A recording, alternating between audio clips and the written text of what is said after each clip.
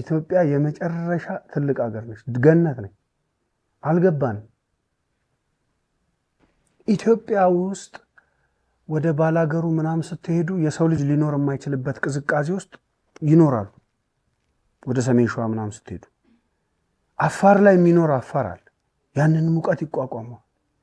ምንም አይነት የቴክኖሎጂ ማሞቂያም የላቸው ማቀዝቀዣም የላቸው አየሩም የሚገርም ነው ብዙ ነገር አለው ማዕደን ያላት ሀገር ነች ድሆች አይደለንም እሺ የሚያስቅ እኮ ነው አፍሪካን ዳይመንድ ወስደው ዘሪቸስት ካንትሪ የሚሉ ደንቆሮ ነጮች አሉ እርስ በርሳችን ደግሞ አብረን አንድ መሆን ባለመቻላችን የሰይጣን መጠቀሚያ ሆነን የባዕድ ሀገር መነገጃ ሆነን በመድሃን ያለም በመታምኑት አምላክ ወይ በሰይጣናችሁ ተውን የኢትዮጵያ ህዝብ ደሃል ነበርም